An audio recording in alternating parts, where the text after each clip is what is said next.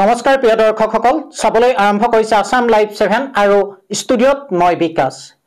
যি সময়ত জাতীয় অস্তিত্বৰ প্ৰসংগই ৰাজ্যৰ জনতাক চিন্তান্বিত কৰি তুলিছে নপুৰুষৰ সুৰক্ষিতৰ ভৱিষ্যতৰ প্ৰশ্নত আজি দেশৰ জনতাই উৎকণ্ঠিত হৈ আছে যি সময়ত আজি গণসংগঠনসমূহৰ মাজত মেৰু বিভাজন পৰিলক্ষিত হৈছে একাংশই ৰজাঘৰীয়া পক্ষ আন একাংশই বিৰোধী পক্ষ লোৱা বুলি জনতাৰ মাজত উচ্চাৰ হৈ আছে সেই সময়তে অসমীয়া যুৱ মঞ্চৰ কেন্দ্ৰীয় সহকাৰী সম্পাদক আকাশ শইকীয়াই মুখ্যমন্ত্ৰীক ধন্যবাদ জ্ঞাপন কৰিছে কেৱল এয়াই নহয় মুখ্যমন্ত্ৰীৰ লগত আছো বুলি এক সংবাদমেল যোগে স্পষ্ট কৰি দিছে আকাশ শইকীয়াই পুনৰ কৈছো মুখ্যমন্ত্ৰীক সহযোগিতা কৰাৰ বাবে মুখ্যমন্ত্ৰীৰ লগত আছে বুলি স্পষ্টভাৱে সংবাদমেল জৰিয়তে ঘোষণা কৰিলে আকাশ শইকীয়াই প্ৰতিখন জিলাৰ পৰা 50 জনকৈ সৈনিক মুখ্যমন্ত্ৰীৰ লগত দিয়াৰ স্পষ্ট ঘোষণা কৰিছে আকাশ শইকীয়াই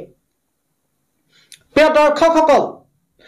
যি সময়ত বাংলাদেশী প্ৰসংগই অসমৰ জনতাক উৎকণ্ঠিত কৰি তুলিছে শংকিত কৰি তুলিছে 855 জন শহীদৰ কলিজাৰ কেঁচা তেজৰ বক্ষত প্ৰতিষ্ঠিত অগপ চৰকাৰে যি নিৰ্লজ্জ আত্মসমৰ্পণ কৰিলে এই চৰকাৰখনে অগপ চৰকাৰখনে 10 বছৰ শাসন থকাৰ পিছতো জাতিৰ বাবে ৰাজ্যখনৰ বাবে ভৱিষ্যতৰ সুৰক্ষাৰ প্ৰশ্নত আহিব পৰা এই বিষয়টো মীমাংসা নকৰিলে তাৰ পিছতো তৰুণ গগৈ ঘোষণা কৰিলে অসমত এজনো বাংলাদেশী নাই আৰু সেই সুৰতে সুৰ মিলাই তৰুণ গগৈ পুত্ৰ কংগ্ৰেছৰ অসম ৰাজ্যিক সভাপতি গৌৰৱ গগৈ ঘোষণা কৰিলে অসমত এজনো বাংলাদেশী নাই তাৰ পিছত কিন্তু দেখা পোৱা গৈছে অসমৰ গণসংগঠনসমূহৰ মাজত ইয়াক লৈ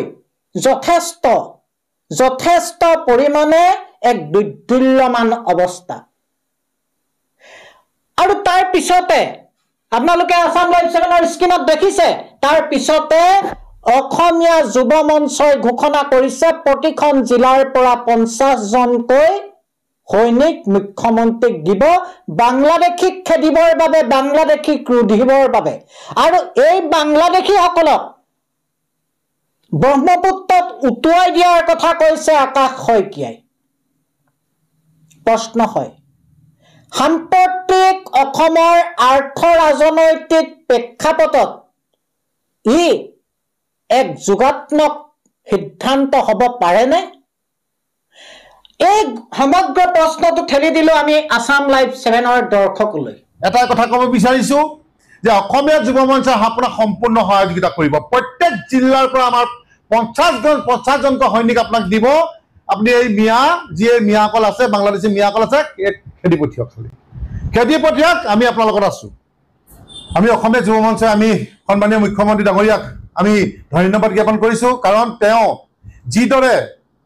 এই যি সন্দেহযুক্ত মিয়াসকলক যি খেদা এটা পন্থা লৈছে এই মিয়া যি বাংলাদেশী এই মিয়া বাংলাদেশী থাকিলে কিন্তু অসম ৰকাক্ত হৈ যাব কাৰণ আজি সকলো আঁত আমি দেখিবলৈ পাইছো যে প্ৰত্যেকটো আপোনাৰ বেয়া য'ত খোজ আছে প্ৰত্যেকটো খোজতে আমি দেখিছো তাত মিয়া মুছলমান কাৰণ আজি গাড়ী চুৰ কওক ড্ৰাগছত কওক আপুনি ডকাইত কওক গৰু চুৰ কওক মহ চুৰ কওক সকলোতে এই মিয়া মুছলমান গতিকে সন্দেহযুক্ত মিয়া মুছলমানক আমি অসমৰ খেদিয়ে পঠিয়াব লাগিব আৰু আমি ইয়াত সহযোগ কৰিম মুখ্যমন্ত্ৰী ডাঙৰীয়াক আৰু মুখ্যমন্ত্ৰী ডাঙৰীয়াক আমি এটা কথা ক'ব বিচাৰিছো অসমীয়া যুৱ মঞ্চই যে তেখেতক যদি তেখেতে যি আজি পন্থা হাতত লৈছে কিন্তু 100 জন বা 50 জন খেদি কিন্তু তাতে শান্ত থাকিলে নহ'ব যিমান আজি পুলি পোখাই কিন্তু অসমৰ পৰা এই যি মিয়া বাংলাদেশী আছে কিন্তু সকলোকে চফা কৰি উলিয়াই দিব লাগিব আৰু প্ৰয়োজন হ'লে যদি তেখেতক আমি বৰ্ডাৰ যদি তেওঁলোকক চমজি নলয় প্ৰয়োজন হ'লে আমি চবে তেখেতলোকক ধৰি মেলি বম্পুৰত উঠুৱাই দিব লাগে প্ৰয়োজন হ'লে এইবোৰ বম্পুৰত পুলিয়ে পোখাই চব উঠুৱাই দিব লাগে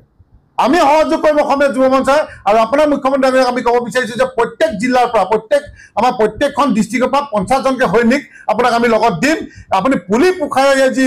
সন্দেহযুক্ত যি এই বিয়া বাংলাদেশ আছে চবকে খেদি পঠিয়াওক আমি আপোনাক সহযোগ কৰিম আৰু আমি আপোনাৰ লগত আছোঁ খালি এটা কথা আমি ক'ব বিচাৰিছোঁ যিসকল খিলঞ্জীয়া মুছলমান আৰু আমাৰ হিন্দু লোকক কিন্তু আমি একত্ৰিত হ'ব হ'ল নহ'লে কিন্তু আমাৰ ভাই মাজত কিন্তু আমি নিশেষ হৈ যাম কাৰণ এইসকল যি সন্দেহযুক্ত যি মিয়া বাংলাদেশী এইসকলে কিন্তু আমাক শেষ কৰি পেলাব আৰু অৱশেষত আমি এইটোৱে ক'ব বিচাৰিছোঁ যে এই বাংলাদেশী খেতা ক্ষেত্ৰত আজি যি বান পৰিস্থিতি হৈছে ইয়াৰ যদি কিবা স্বাৰ্থত যদি আমাক মুখ্যমন্ত্ৰী আমাৰ যদি হস্তক্ষেপ বিচাৰে বা আমাক অসমীয়া যুৱ মঞ্চক বিচাৰে আমি তেখেতৰ লগত আছোঁ বুলি আমি আজি